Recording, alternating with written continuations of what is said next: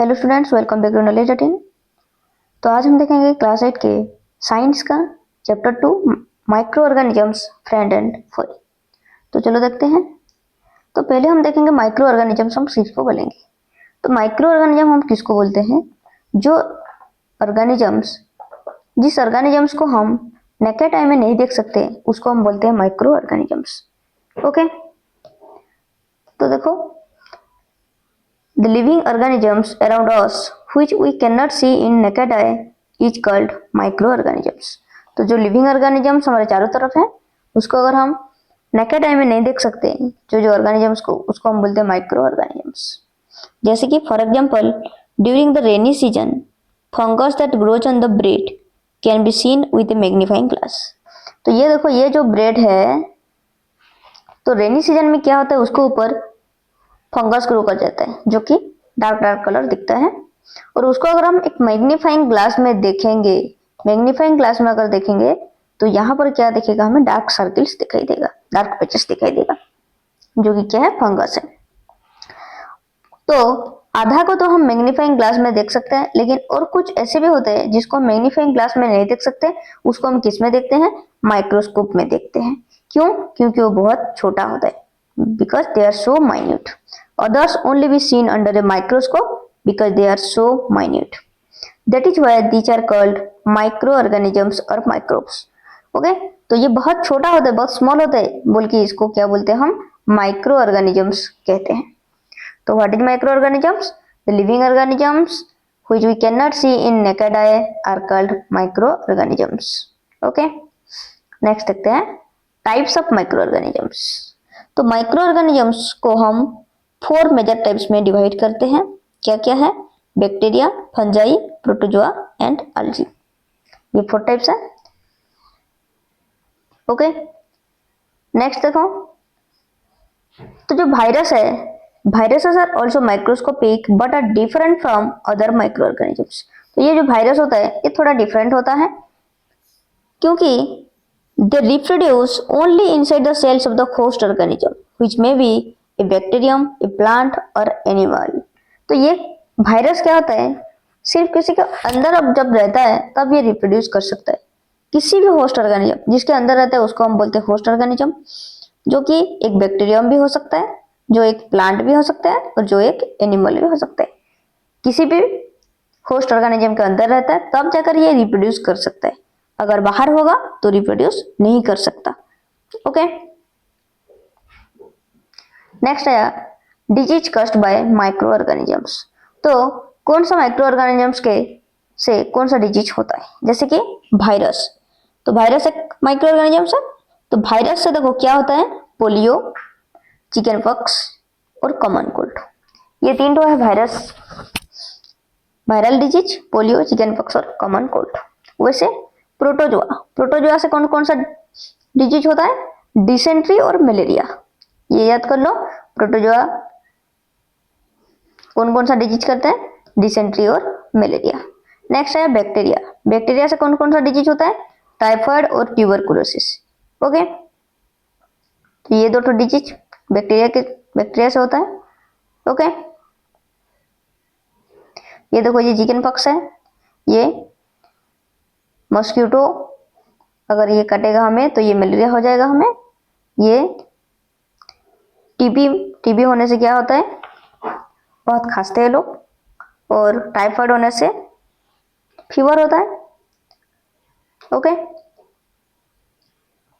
तो ये था viral disease, protozoan disease and bacterial disease.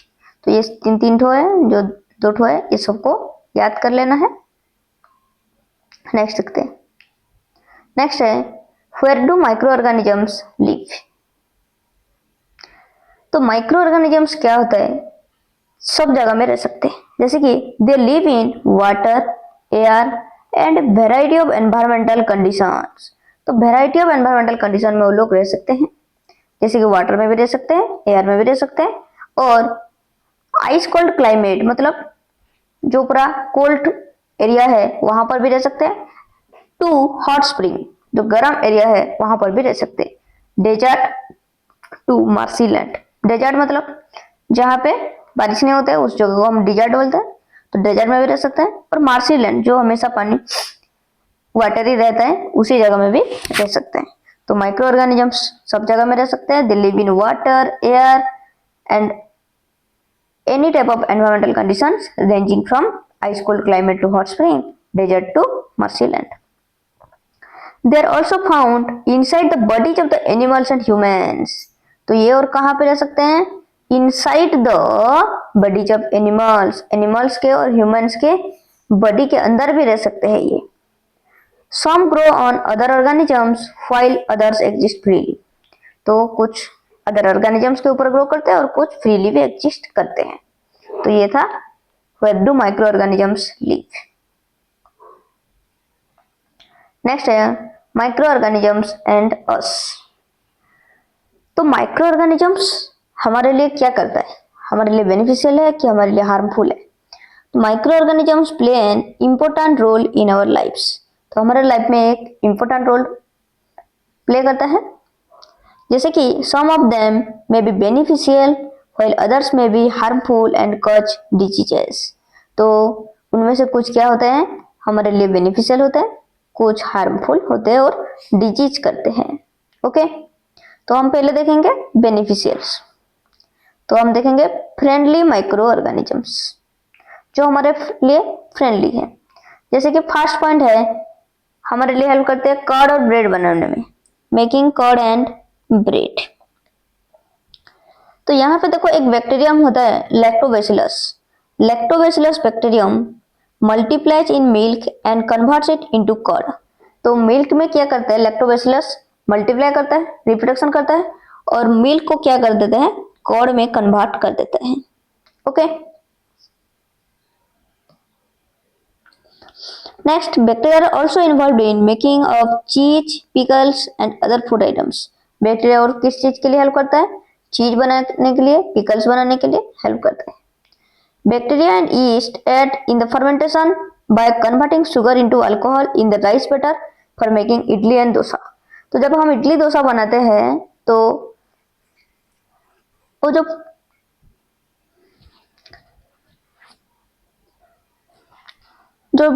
डफ होता है वो क्या होता है? हम जैसे कि देखो यहाँ पे देखो, take half kg of flour, आटा और मैदा, add some sugar and mix with warm water, add a small amount of yeast powder and need to make it soft up। तो ईस्ट पाउडर अगर दे देंगे हम आटा में या फिर मैदा में और कुछ शुगर दे देंगे तो क्या कुछ टाइम के बाद वो क्या जाता है, उसका जो साइज है वो रेच हो जाता है, क्योंकि वो फूल जाता है। क्यों फूलता है ऐसे? क्योंकि देखो जब ईस्ट हम मिक्स करते हैं डब में, इट क्विकली मल्टीप्लाइज। तो ईस्ट क्या होता है? मल्टीप्लाई करते जाता है and produces carbon dioxide during respiration. तो जब रेस्पिरेशन करेगा तो कार्बन डाइऑक्साइड निकलेगा, तो वो जो कार्बन डाइऑक्साइड गैसियस फॉर्म में निकलेगा और उसका बबल्स फॉर्मेशन होगा। तो वो बबल्स जो होगा वो डब को फिलअप कर देगा और उसका इंक्रीज कर देगा volume. Hence, yeast is utilized to make bread, cake and pastries। तो इसको किस लिए यूज किया जाता है? ब्रेड बनाने के लिए, केक्स बनाने के लिए और पेस्ट्रीज बनाने के लिए। ओके, तो मेकिंग कर्ड एंड ब्रेड ये फर्स्ट पॉइंट है। कर्ड बनाने के लिए कौन सा बैक्टीरियम है?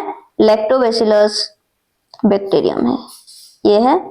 और ब्रेड बनाने के लिए कौन हेल्प कर रहा है? ईस्ट हेल्प कर रहा है। ओके, नेक्स्ट देखते हैं सेकंड पॉइंट। सेकंड पॉइंट है commercial use of micro organisms. तो कमर्शियल यूज में क्या होता है? अल्कोहल प्रोडक्शन होता है और विनेगर प्रोडक्शन होता है। तो micro organisms are used for the large scale production of alcohol, wine and acetic acid और विनेगर। ओके, तो माइक्रो ऑर्गेनिजम्स को हम किस में यूज करते हैं? अल्कोहल, वाइन और विनेगर बनाने के लिए हेल्प करता है ये micro organisms. East is used for production of alcohol and wine. तो अल्कोहल और वाइन को बनाने के लिए कौन सा माइक्रो ऑर्गेनिजम्स को हम यूज कर रहे हैं? ईस्ट को यूज कर रहे हैं। Okay,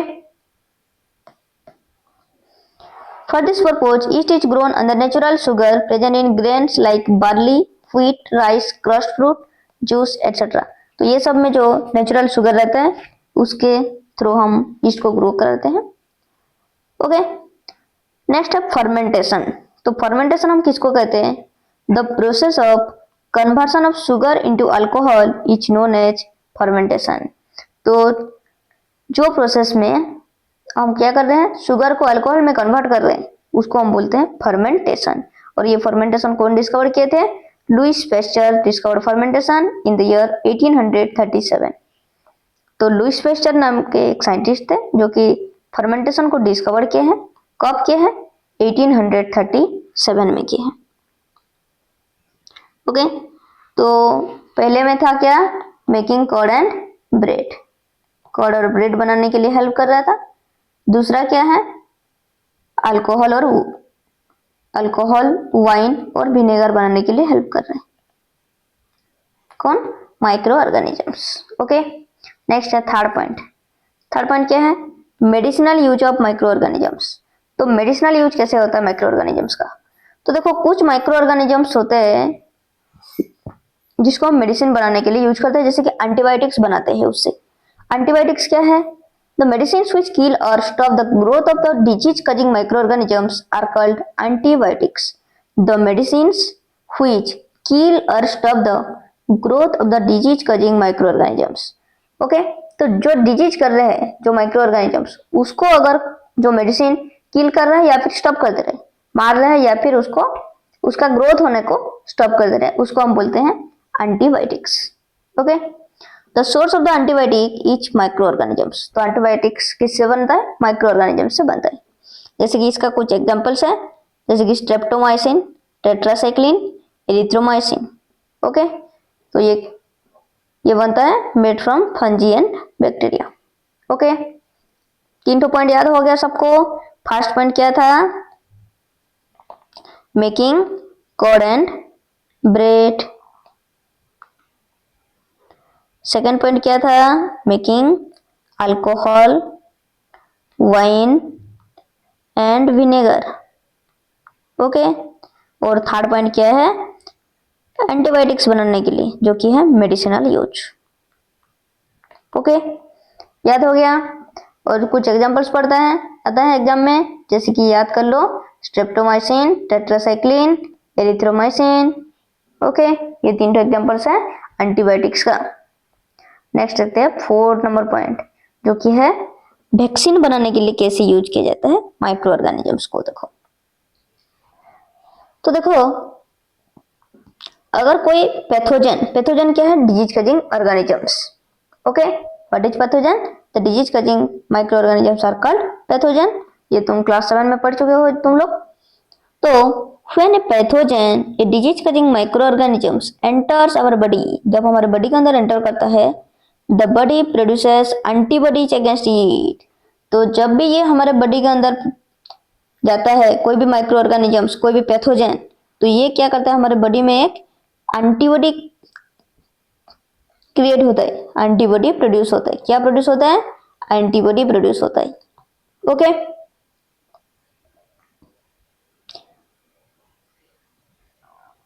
the body also remembers how to fight the microbes if it enters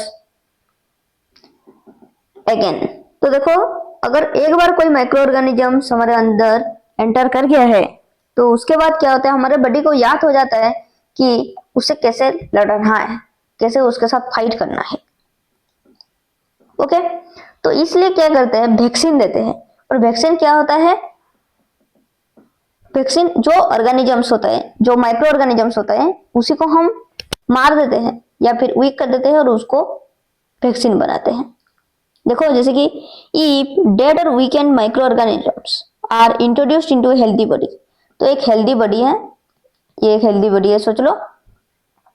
तो इसके अंदर हम क्या करेंगे? एक डेड और वीकेंड माइक्रोब्स को एंटर करेंगे, इंट्रोड्यूस कर देंगे। तो ये अगर चला गया बॉडी के अंदर, तो हमारा बॉडी क्या सोचेगा कि एक माइक्रो ऑर्गेनिजम्स हमारे बॉडी के अंदर आया है। तो वो क्या करेगा? ये माइक्रो ऑर्गेनिजम्स जो आया, इसको मारने के लिए वो एंटीबॉडी प्रोड्यूस करेगा, उसको किल करने के लिए या फिर उसका ग्रोथ को स्टॉप करने के लिए ये क्या करेगा? एंटीबॉडी क्रिएट करेगा। कौन? हमारा बॉडी। ओके, तो ये जो था, ये तो डेड था, तो ये कुछ काम नहीं कर पाएगा। लेकिन हमारा बॉडी चालाक है, वो क्या कर देगा? उसके लिए एंटीबॉडी प्रोड्यूस करेगा, जो कि अगर ओरिजिनली अगर कोई डिजीज हमें अटैक करता है, तो ये जो एंटीबॉडी प्रोड्यूस हुआ होगा, ये एंटीबॉडी क्या करेगा, ये माइक्रो ऑर्गेनिजम्स को मार देगा। ओके, और एक बार देखो, सोच लो ये हमारा बॉडी है, हम एक क्या करिए, एक डेड माइक्रो ऑर्गेनिजम्स को हमारे बॉडी के अंदर छोड़ दिए। सोच लो एक पोलियो का, या फिर सोच लो तुम लोगों को पता है कोविड का, तो इसको हम क्या किया, बॉडी के अंदर छोड़ दिया अगर वैक्सीन बना के उसको, तो ये हमारा बॉडी क्या सोचेगा, सच में ये कोविड वायरस हमारे अंदर आ गया है सोचेगा, और उसको क्या करेगा, वो मानने के लिए उसको एक एंटीबॉडी प्रोड्यूस करेगा। क्या प्रोड्यूस करेगा, एंटीबॉडी। तो जब सच में जब कोविड वायरस हमारे अंदर आएगा, तो ये जो एंटीबॉडी पहले से बना हुआ है वो क्या करेगा, उसको मार देगा, किल कर देगा, तो हमारा बॉडी अफेक्टेड नहीं होगा। तो ये क्या है, वैक्सीन है। तो देखो, if dead or weakened microbes are introduced into a healthy body, the body fights and kill the invading bacteria by producing the suitable antibody। तो अगर डेड और वीकेंड माइक्रोब्स हम हेल्दी बॉडी में इंट्रोड्यूस करेंगे, तो बॉडी क्या करेगा, fight करेगा और उसको मारने के लिए आएगा, क्या प्रोड्यूस करेगा, एंटीबॉडी प्रोड्यूस करके। This antibodies are remain in our body and protect us from the disease forever. तो ये जो एंटीबॉडी प्रोड्यूस हुआ, ये एंटीबॉडी हमारे बॉडी में हमेशा रहेगा और हमें हर टाइम प्रोटेक्ट करेगा। A vaccination is a biological agent that induces the body to generate antibodies against a particular illness। तो क्या करेगा, पर्टिकुलर डिजीज के लिए, पर्टिकुलर वायरस के लिए वो बना लेगा। As a result, a vaccination protects the body against that specific disease। तो वैक्सीनेशन कराने से क्या होगा, वो स्पेसिफिक पर्टिकुलर डिजीज के लिए हमें प्रोटेक्ट करेगा। Several diseases such as tuberculosis, smallpox, hepatitis and cholera can be prevented by vaccination। तो वैक्सीनेशन से हम कौन कौन सा डिजीज को प्रिवेंट कर सकते हैं, tuberculosis, smallpox, hepatitis and cholera. Okay, तो स्मॉलपॉक्स का जो वैक्सीन है वो डिस्कवर कौन किए थे, एडवर्ड जेनर, एक साइंटिस्ट एडवर्ड जेनर डिस्कवर किए थे vaccine for smallpox in the year 1798। Okay, next है इंक्रीजिंग सॉइल फर्टिलिटी। तो ये भी हमारे लिए हेल्प करता है, कुछ माइक्रो ऑर्गेनिजम्स है जैसे कि some bacteria like rhizobium found in the roots of leguminous plants. तो ये कहाँ पे हमें दिखने के लिए मिलता है, लिगुमिनस प्लांट्स के रूट्स में। तो ये जो राइजोबियम होता है कहाँ पे दिखता है, रूट्स ऑफ लिगुमिनस प्लांट्स। ये क्या करते हैं, एटमॉस्फेरिक नाइट्रोजन को फिक्स कर सकते हैं, are able to fix atmospheric nitrogen to enrich the soil with nitrogen and increase its fertility। और इसका क्या करते हैं, सॉइल का जो फर्टिलिटी होता है ओके उसको इंक्रीज करते हैं। This microbes are commonly called as biological nitrogen fixers. तो इसको इसलिए बोलते हैं बायोलॉजिकल नाइट्रोजन फिक्सर्स बोलते हैं। ओके, तो ये 5 नंबर पॉइंट था। नेक्स्ट है 6 number point, cleaning the environment. Environment को कैसे करके माइक्रो ऑर्गेनिजम्स क्लीन कर रहे हैं, जैसे कि हमारे चारों तरफ जो वेस्ट पड़ा है, चाहे वो वेस्ट ऑफ प्लांट्स हो या फिर एनिमल्स हो, उसको क्या करते हैं माइक्रो ऑर्गेनिजम्स कन्वर्ट कर देते हैं सिंपलर सब्सटेंस में और मेन्योर में। Okay, some micro organisms decompose dead organic waste of plants and animals converting them into simple substances और मेन्योर, जो कि मेन्योर हमारा बहुत हेल्प आता है। These substances can be reused by other animals or plants। और वो सब्सटेंस फिर रीयूज किया जाता है। Thus microorganisms can be used to degrade the harmful and smelly substances and thereby clean up the environment। Okay,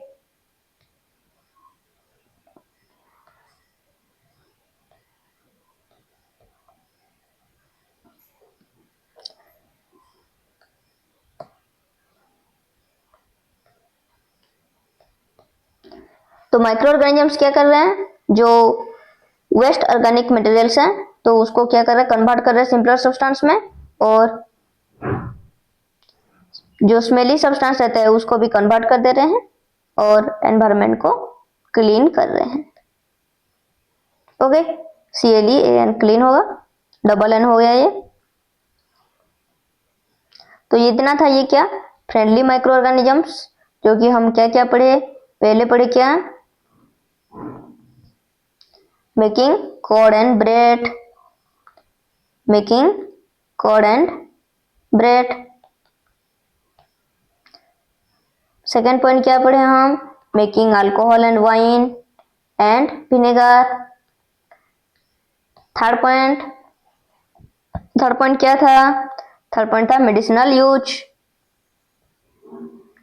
next है medicinal use, जो कि हम एंटीबायोटिक्स प्रोड्यूस हो रहे हैं, एंटीबायोटिक्स बना रहे हैं। नेक्स्ट वैक्सीन बना रहे हैं माइक्रो ऑर्गेनिज्म से। नेक्स्ट क्या है, सॉइल फर्टिलिटी के लिए हेल्प कर रहे हैं। और नेक्स्ट है 6 नंबर पॉइंट, क्लीन कर रहे हैं एनवायरनमेंट को। तो ये 6 पॉइंट है फ्रेंडली माइक्रो ऑर्गेनिजम्स का। तो ये इसको आप लोग क्या करना है, खुद के सेंटेंस में लिखना है, बहुत याद हो जाएगा। कर्ड में क्या है, सब माइक्रो ऑर्गेनिजम्स है जो कि मिल्क को कर्ड में कन्वर्ट कर रहे हैं, और ब्रेड ईस्ट जो है वो ब्रेड को फूलने के लिए हेल्प कर रहे हैं। ओके, नेक्स्ट अल्कोहल ईस्ट जो है फर्मेंटेशन कर रहे हैं, अल्कोहल फॉर्मेशन हो रहा है। फर्मेंटेशन क्या है, the process of conversion of sugar into alcohol is known as fermentation. Fermentation कौन डिस्कवर किए थे, Louis Pasteur. Okay, next medicinal use, antibiotics बन रहा है। कुछ का एग्जांपल्स, कुछ एंटीबायोटिक्स का एग्जांपल हम पढ़े हैं, streptomycin, tetracycline and erythromycin. Next vaccine बन रहा है, एंटीबॉडीज बन के वैक्सीन भी बन रहा है। स्मॉल पॉक्स का वैक्सीन कौन बनाए थे, एडवर्ड जेनर डिस्कवर किए थे 1798 में। और ये सब कुछ डिजीज है जो कि प्रिवेंट किया जाता है वैक्सीनेशन से। नेक्स्ट सॉइल फर्टिलिटी के लिए हेल्प कर रहे हैं, और नेक्स्ट एनवायरनमेंट को क्लीन करने के लिए हेल्प कर रहे हैं। तो ये था कुछ यूजफुल और फ्रेंडली माइक्रो ऑर्गेनिजम्स।